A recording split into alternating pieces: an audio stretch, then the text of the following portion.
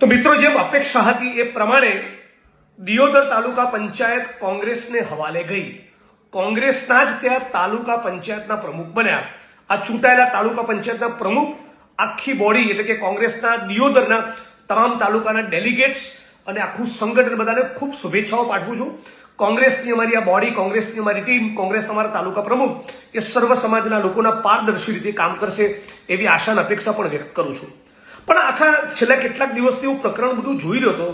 પેલા પ્રેગ્નન્ટ બહેનને, કોંગ્રેસના ચૂંટાયેલા મહિલા ડેલિગેટને, પ્રેગ્નન્ટ છે બેન, એ દીકરી, આપણા ગુજરાતની દીકરી, એને જે પ્રમાણે વહીવટી તંત્રે હેરાન પરેશાન કરી, જે પ્રમાણે ભાજપના માણસોએ હેરાન પરેશાન કરી, એનાથી ભારતીય જનતા પાર્ટીની સાથોસાથ વાવથરાદના અને ખાસ કરીને દિયોદરના વહીવટી તંત્રનું વાસ્તવિક ચરિત્ર વધુ એકવાર ઉજાગર થયું.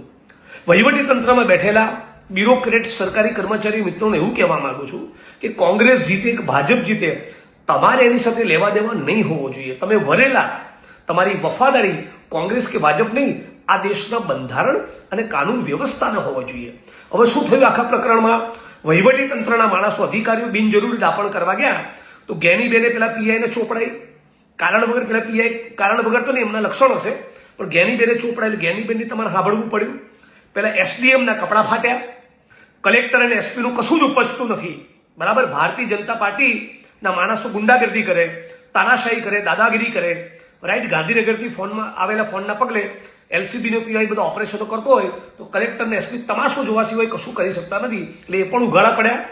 અને છતાંય આ બધા ધમપછાડા માર્યા, પ્રેગ્નન્ટ બેનને હેરાન કરી, એલસીબીના પીઆઈએ દાદાગીરી કરી, લોકોને ડરાવ્યા, ધમકાવ્યા, કલેક્ટર ચૂપ રહ્યા, આરએસી ચૂપ રહ્યા, એસપી ચૂપ રહ્યા, એસડીએમના કપડા ફાટ્યા. બધું થયું છતાં તાલુકા પંચાયત તો કોંગ્રેસની બની ને, એ જ બનાવવાની હતી. તો તમે અધિકારીઓ છાના મને હખણા રહ્યા હોત તો તમારામાં ક્યાં બિનજરૂરી ડાપણ કરવાનું આવતું હતું?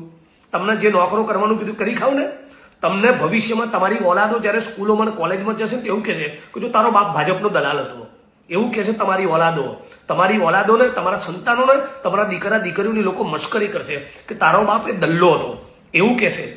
ભવિષ્યમાં તાલુકા પંચાયતની ચૂંટણી હોય, જિલ્લા પંચાયતની ચૂંટણી હોય, વિધાનસભા કે સંસદની ચૂંટણી હોય, મહેરબાની કરીને તટસ્થ રહો. કોંગ્રેસ કે ભાજપ નહીં, બંધારણને વફાદાર રહો. એ જ તમારા હિતમાં છે.